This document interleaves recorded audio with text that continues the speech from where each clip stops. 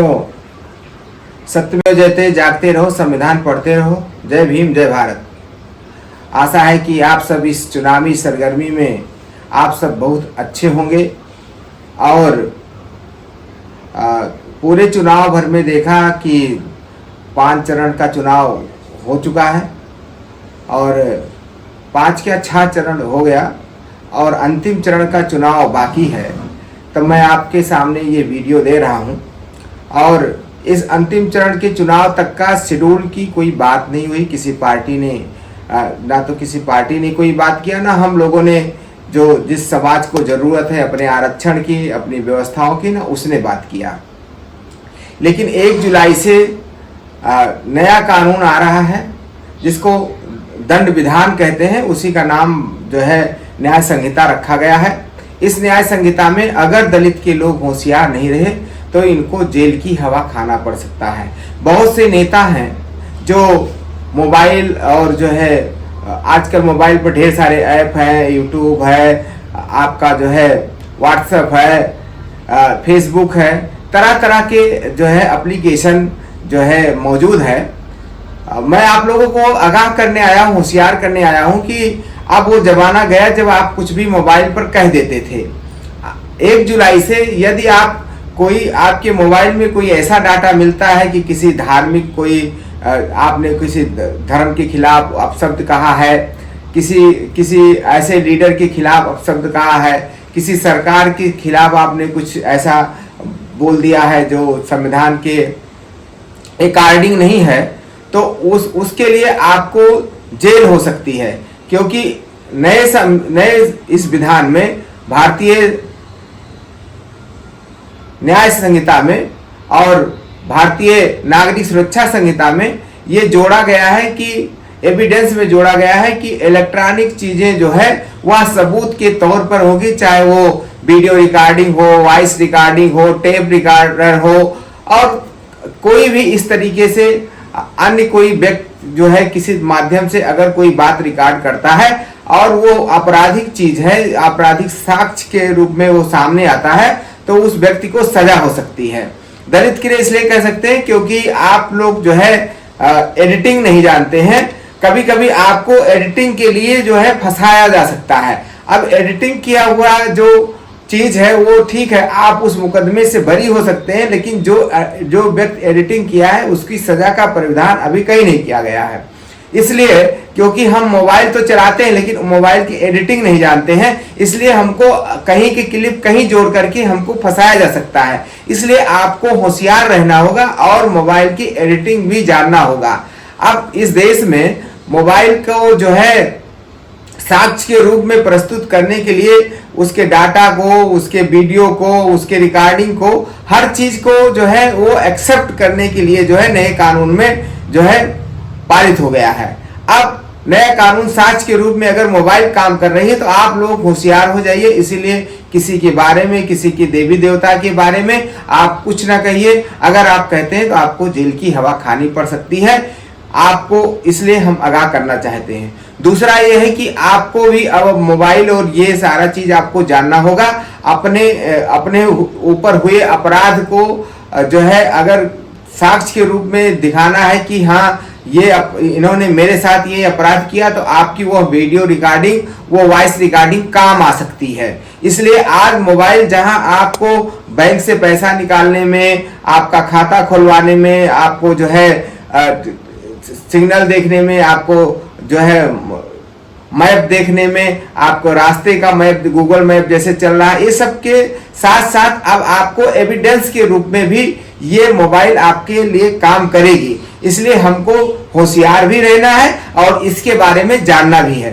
साथियों, आपके लिए ही वीडियो बनाते हैं, लेकिन जब भी कोई वीडियो बनती है तो आप कानूनी रूप से जब घर से आप निकलते हैं, घर में हैं, हर जगह भारत का जो न्याय कानून है वो काम करता है। लेकिन हम जब उसको तब याद करते हैं जब उसको जरूरत हमें पड़ती है, जब हम पर कोई या तो आपराधिक मुकदमा हो गया होता है या हमको कोई आपराधिक मुकदमा किसी खिलाफ हमारे से अन्याय हो गया होता है तो किसी खिलाफ को मुकदमा दर्ज कराना होता है। और सबसे बढ़िया बात यह है कि इस नए वाले कानून में कि आपको जो है जब मुकदमा दर्ज कराएगी तो आपको फ्री में वो कॉपी जो है वहाँ का थाना जो है थाने की ऑफिस आपको प्रोवाइड कराएगी।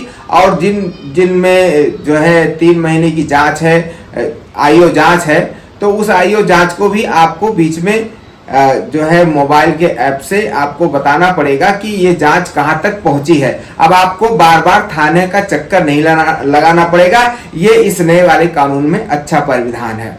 दूसरा, आपको गलत क्या है, अब आप अपने किसी आंदोलन के लिए आप लोग खड़े नहीं हो सकते हैं, क्योंकि आंदोलन के लिए बलपूर्वक पुलिस को बलपूर्वक आर्डर है कि किसी को तितर बितर करने के लिए, कोई आंदोलन को खत्म करने के लिए, जैसे निश्चित रूप से सरकार के खिलाफ ही आंदोलन होता है, मतलब आप अपनी जायज मांग करते हैं और सरकार को लगता है कि ये मेरे खिलाफ जो है आंदोलन कर रहे हैं, उस आंदोलन को कुचलने के लिए जो नया प्रावधान बनाया गया है, शांति का प्रशांति का जो नया एक्ट बनाया गया है, उसमें आपको पुलिस बल के लिए एकदम पूर्ण रूप से कह दिया गया है कि पुलिस बल अपने डंडे का प्रयोग कर सकती है और जहां तक हो उसकी संपत्ति को नुकसान कर सकती है, जब तक तितर बितर लोग ना हो जाए। इसलिए आप लोग होशियार हो जाइए, नए कानून को जान लीजिए। अगर जिस भी देश में रहते हैं, अगर आप कानून नहीं जानते तो आप कुछ नहीं जानते हैं, आपको जेल में रहना पड़ेगा, सड़ना पड़ेगा। इसलिए उससे बढ़िया है आप कानून को जान लो, कानून से बचत आपको हो जाएगी।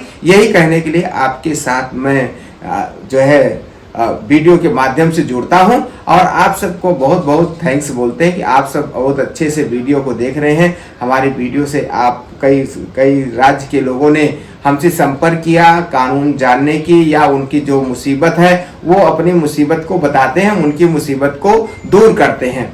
तो साथियों, आपकी भी कोई समस्या है कानूनी रूप से, जैसे पत्नी ने आपको फंसा दिया है, दहेज उत्पीड़न में पत्नी ने फंसा दिया है 125 के मुकदमे में कि आपको मेंटेनेंस देना है, तो इस तरीके से अगर कहीं आप पीड़ित हैं, आपको लगता है कि हमको ज़बरदस्ती जो है ये फंसाया गया है, तो आप हमसे जो है उसके जो है किस तरीके से आपको न्याय मिलेगा आप हमसे जान सकते हैं।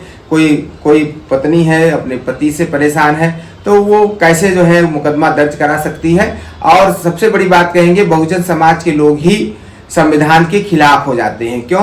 पता लगा कोई जूता लात मारा है, किसी ने लाठी डंडे से पीटा है और हम जाकर के समझौता कर लेते हैं। हमारे यहाँ न्याय थोड़ा डिले मिलता है, लेकिन मिलता है। तो बाबा साहब का संविधान इतना न्यायिक है कि तुरंत कोई कार्रवाई नहीं करता, नहीं कार्रवाई करता है तो उस मुलजिम को छोड़ता भी नहीं है। इसलिए कोई गलत आदमी को ना फंस जाए, इसलिए थोड़ा सा इसमें समय लगता है। लेकिन अभी जो नया कानून आया, इसमें त्वरित कार्रवाई करने की बात कही जा रही है। अगर जो है इस कानून में त्वरित कार्रवाई हो जाती है तो निश्चित रूप से आने वाले समय में जनता को बाबा साहब अम्बेडकर के कानून का लाभ मिलेगा। और जो लोग ये बता रहे हैं कि कानून बहुत खराब आया है और जो है अब कैसे होगा, ये नए वाले कानून में केवल जो है ज्यादातर जो है नंबरिंग का हेर फेर है कि जैसे कई बार हमने बताया कि जैसे 302 हत्या का मामला है, अब वो 103 हो गया है। तो इस तरीके से 301 हत्या कैसे होती है उसके बारे में डिफिनेशन दिया गया है, तो उसमें 102 में दिया गया है। तो इस तरीके से हम जो है किसी चीज को केवल उसका धाराएं चेंज हो गई है, लेकिन ज्यादातर कानून जो है वो काम कर रहे हैं। मतलब 90% कानून काम कर रहे हैं, बाकी कानून कुछ में बदलाव ज्यादा हुआ है। उसके लिए फिर आप सबको वीडियो बनाकर देंगे। लेकिन आप सबसे एक चीज का आगाह बार बार करते हैं कि अभी जैसे नेता लोग भी खूब बोल रहे हैं ना, आगे से जब बोलेंगे तो उनका एविडेंस में रखा जाएगा कि आपने ये कहा था। और कई बार देखा कि आपने देश के बड़े नेता राहुल गांधी जी ही मोबाइल के द्वारा वो साक्ष्य प्रस्तुत किया गया था, जिसमें पता लगा कि जो वो कहना चाह रहे थे वो बात नहीं थी। तो इसलिए उनको जो है एक अदालत ने उनको ये पाया कि हाँ ये साक्ष्य सही है, इन्होंने मानहानि का जो है बात किया है किसी बिरादरी जात के लिए, तो उस मानहानि में उनको 2 साल की सजा होती है। फिर सुप्रीम कोर्ट उनको बरी करती है कि ठीक है, ये केवल एक पार्टिकुलर किसी जात को नहीं कहा गया था। तो आप साक्ष्य के रूप में मोबाइल अब काम आ सकती है। नए कानून के नए विधान में ये व्यवस्था आ गई। तो साथियों, जब भी मोबाइल का प्रयोग करिए सोच समझ के करिए। अगर सोच समझ के नहीं करते हैं तो आप सलाखों के पीछे पहुंच सकते हैं। मोबाइल से मजाक मत करिए। मोबाइल जो है अब आपके जीवन का हर पहलू के लिए आपका जो है आपके साथ खड़ा है, लेकिन यही मोबाइल आपके जान का भी घातक बन सकता है। इसलिए आपसे जो है गुजारिश है कि मोबाइल का जब भी आप आगे से प्रयोग करिए तो आप सोच समझ के प्रयोग करिए। किसी को गाली गुप्ता दीजिए तो सोच समझ के दीजिए, क्योंकि यही गाली गुप्ता आपका साक्ष्य के रूप में काम करेगा, आप सलाखों के पीछे पहुंच जाएंगे। हमारा काम है आपको बचाना, हमारा काम है अपराध को रोकना, हमारा काम है कोई व्यक्ति जो है पीड़ित ना हो। तो ज्यादातर बहुजन समाज के लोग अभी मोबाइल केवल चलाते हैं, और जो है जो गरीब समाज है, दलित समाज है, या पिछड़ा समाज है, माइनॉरिटी समाज है, सबके लिए जो अभी मोबाइल में भारत का अवेयरनेस नहीं है, ये इस अवेयरनेस ना होने के कारण कि इसका क्या प्रयोग हो सकता है, तो आपको हम पहले बताने आए हैं कि इस मैसेज को दूर तक बताइए, और नहीं तो आप जेल की हवा खा लेंगे, अनायास खा लेंगे, आपको पता ही नहीं होगा हम जेल क्यों चले गए। तो साथियों, मोबाइल का प्रयोग सोच समझ के करिए, ये आपको बताने के लिए हम आए थे। बहुत बहुत धन्यवाद, साधुवाद आपको।